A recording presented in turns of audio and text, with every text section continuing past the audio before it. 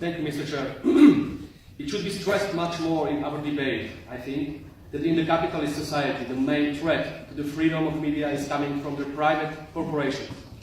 One of the most famous living intellectuals, Noam Chomsky, warns us that the media are owned by the big corporations and financial groups, so they logically tend to spread the pro-business values. In my country, Slovakia, the mainstream media are mostly owned by the dirty financial groups or transnational corporations or the mafia-connected oligarchs. The information output is logical. Almost every newspaper in Slovakia fosters the typical business values: the liberalism, the market Darwinism, the privatization, and the deregulation. All the mainstream media offer practically the same content: the daily attacks on the state, on the social redistribution, on the trade unions, and on the left-wing ideologies. To guarantee the freedom to these media do not mean that you guarantee the freedom of speech. You just guarantee the freedom of speech for the rich owners of these media, and you deprive any freedom from working-class people. In countries like Slovakia, it also means that you give this privilege to the mafias and oligarchs, and they are the biggest threat for the freedom and even for the security of the journalists.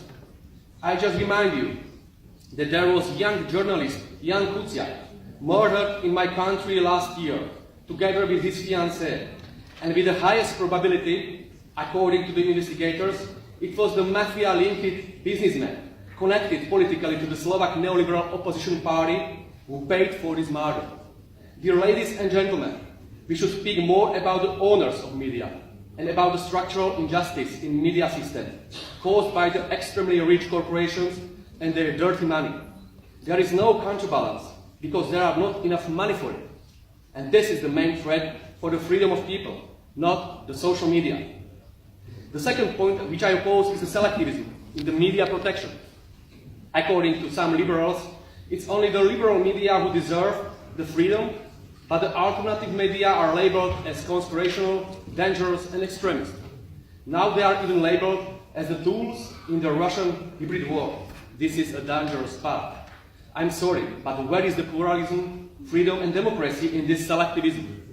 It can be very easily misused by the liberals to label every criticism of capitalism as extremist and dangerous.